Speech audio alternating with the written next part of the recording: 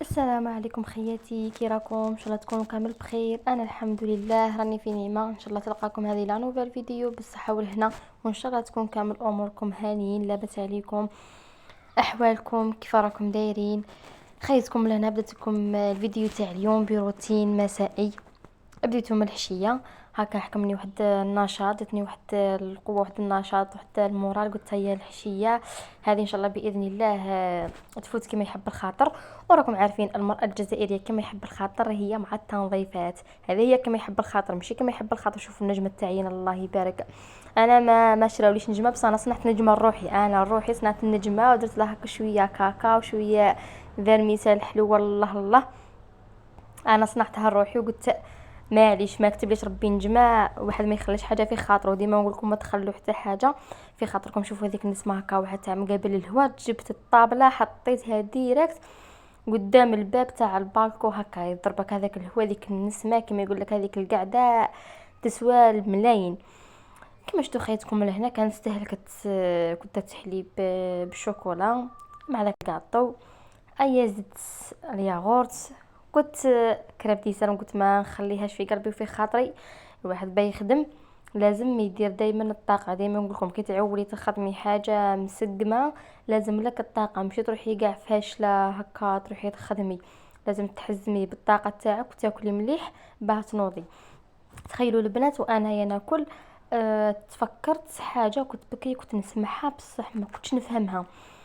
يقول لك كي تكون الام في الدار مليحه، كي تكون الام في الدار مليحه نفسيا جسديا معنويا، كشغل هي تعطي ذيك الطاقه الايجابيه، ذيك السعاده في الدار، ذاك الهدوء، ذيك الموده، ذاك الجو العائلي. صراحة ما كنتش نفهمها بيا بصح منين كبرت وليت ام فهمتها. شمعنى انه الام هي تكون مليحة. لازم الام هي اللي تكون كشغلت هي تكون في واحد تكون كشغل تكون مليحة. ولازم لما كانت مليحة لازم هي تخلي روحها مليحة، باسكو هي اللي تمد الطاقة، هي اللي تمد الطاقة لولادها. بالمعنى لو كنتي مشي انتيا ما كيش مليحة، ولا ما كيش متهليه في روحك، لا من ناحيه ماكلتك ولا من ناحيه صحتك النفسيه ولا من ناحيه الصحه تاعك الجسديه، كوني اكيده وكوني متاكده انك ما حتقدري تمدي لولادك والو، ما حتقدري تمدي لهم حتى حاجه. اللي هنايا نصت كملت كما شربت قهوتي الله يبارك. الحمد لله يا ربي، اللهم ادمها نعمه علينا يا ربي واحفظها من الزوال. نط هذوك المينات كما كنتو شفتو كانوا تاع الفطور وتاع القهوه. في الحقيقه لهنا قبل ما نبدا حتى في نشرب القهوه تاعي ونخمم باه نخدم هذه الخدمه، كنت ليكيديت واحد الكائن كان لازم عليا ليكيدي هذاك الكائن. بعد ما اللي هو وليدي الصغير، بعد ما ليكيديت هذاك الكائن ثم تيك وين بانت لي الحاله وبانت لي واش ندير وبانت لي واش نخدم. باسكو يا البنات والله غير الخدمه معاه كيما يقول لك لازم اي حاجه نديرها يديرها معايا. داك الشونطاج داك الحس هذاك التشغنين هذا كان شغل يقلقني وما يخلينيش كاع نخدم في غرضي نهائيا.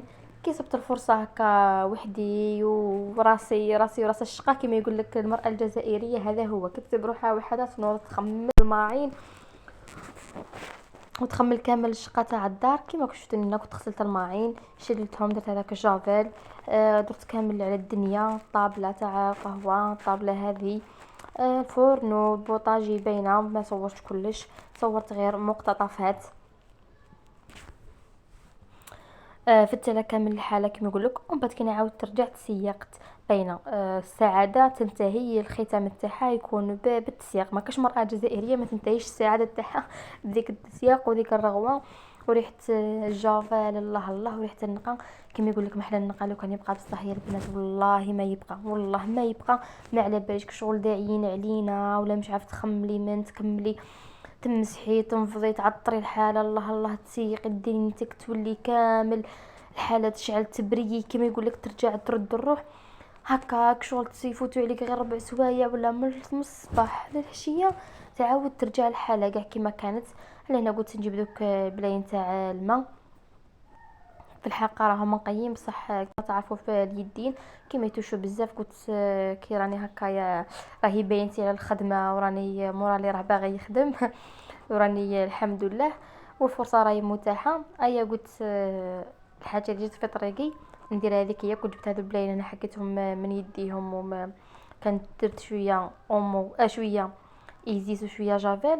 ومن بعد كاين هي بعد ما كنت حكيتهم مليح مليح هي كنت شللتهم وكملت على هوايتي الكوزينه. حكيتها الله الله كما يقول لك المره الاولى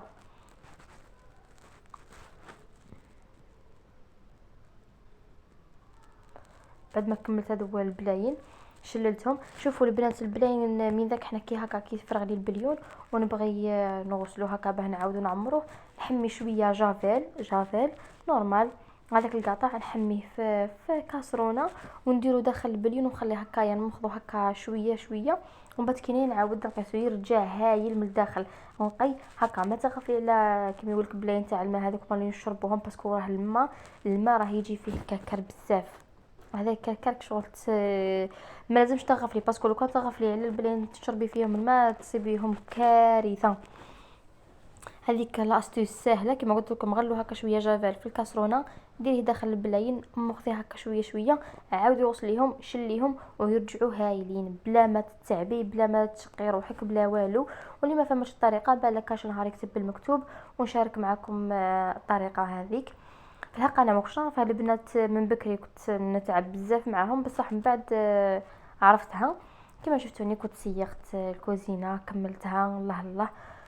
كنت كملت مع على هوايتي البالكون. بعد كي نبقى لي الحشا خمنت شندير جات في راسي قلت لهم هيا شلاضه بطاطا هذا ما كانت سهله مهله اصلا. كنت تعييت البنات ماشي تشوفوا هكا في التصوير كشغل هكا حاجه سهله بصح منين تكوني في ارض الواقع حكي وسيقي وتجبدي وعاودي نشفي وكاع شغل نتوما تشوفوا غير المقتطفات لهنايا. جو قلت لكم شلاضه بطه زروديه مع كنت غليت هذوك الحبيبه تاع البيض. انايا البطاطا بطه وزروديه نفورهم من ذا كنغليهم في الماء لكن نحس كي يتفوروا شغل تبقى هذوك الفوائد تاع البطاطا وتاع الزروديه. حاجه خفيفه تاع صيف كما يقولك حاجه خفوفي.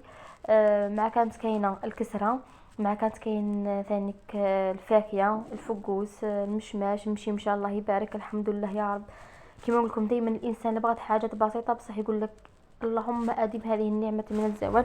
البنات اذا وصلتوا لهنايا جام اشتراك في القناه تعليق شباب بارطاجوا القناه مع لي زابي تاعكم.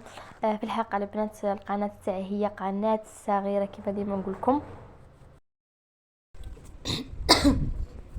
قناه صغيره ونتمنى انها من القدام من المستقبل تولي قناه كبيره الله الله.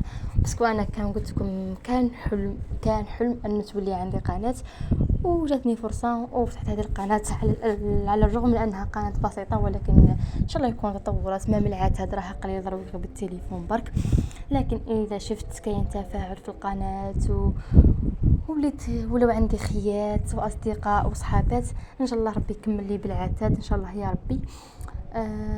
بغيت في هذا الفيديو كما نقول لكم انا ديما نخدم وعقلي بعيد ديما كنت نخمم. بغيت نقدم تحيه لكل ام راهي تناضل في هذه الدنيا.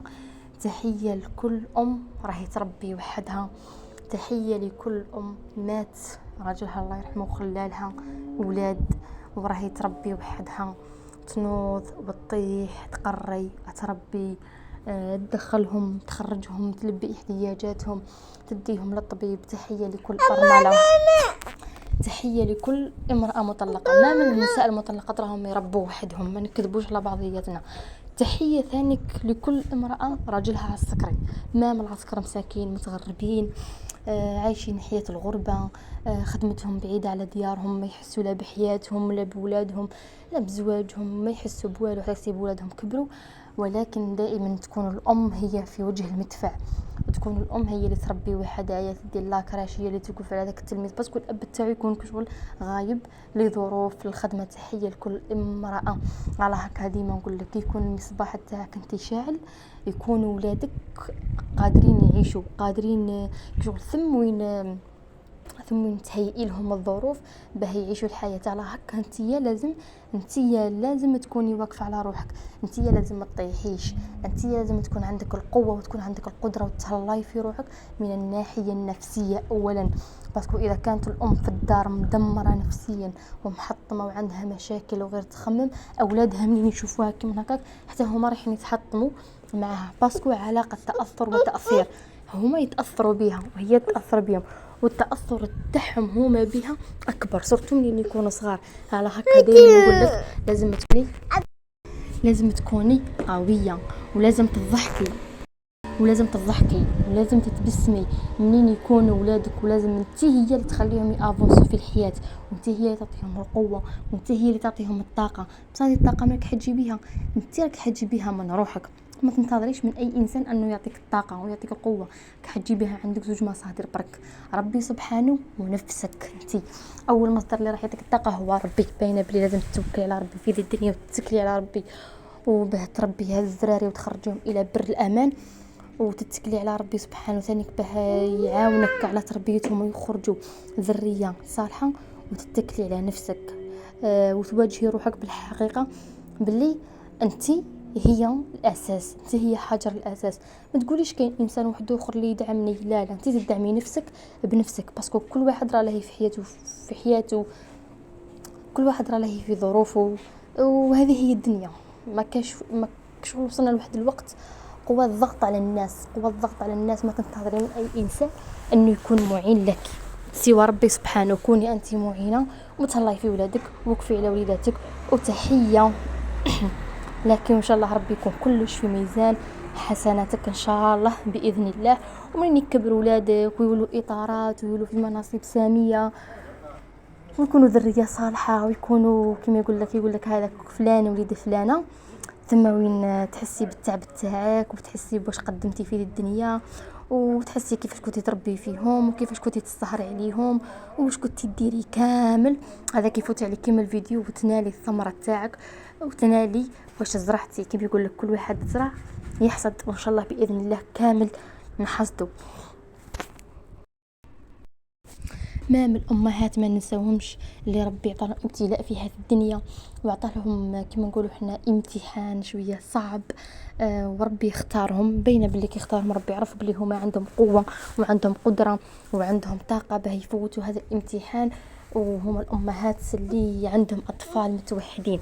والله نحس الام اللي عندها طفل متوحد كشغل تجي عندها ام سبيسيال، ام عندها قوه خاصه، ماهيش كباقي الامهات. نحسها اكثر قوه من اي انسانه اخرى. كشغل هذيك الام والمجهود تاعها يكون مضاعف في جميع الاشياء، يكون مضاعف المجهود تاعها مع وليدها. تحيه لكل ام عندها وليدها مريض سواء جسديا ولا كما يقولوا مرض العصر اللي راه كاين هذا التوحد بزاف. وكما نقول لك بصفه عامه تحيه لكل ام القلب والانسان حتى من يكبر بيعرف واحد التضحيات. هذا كان كلام بغيت نحطه من هذا المنبر، وان شاء الله يكون عجبكم الفيديو تاع اليوم. هيا خياتي رجعت للفقوس لهنا بعد ما كملت الشلاضه وكنت درتها تفور كما قلت لكم. ما نبغيش نديرها في الماء، وكنت درت لها طوماطيش وبصل كنت وجدتهم. ولهنا رجعت لذاك الفقوس راهي فاكهه جديده في الحلقه هذه اول خطره كما يقول لك، راهي اول خطره. والعقوبه العام الجاي ان شاء الله، العقوبه العام الجاي ان شاء الله ثاني ناكلوا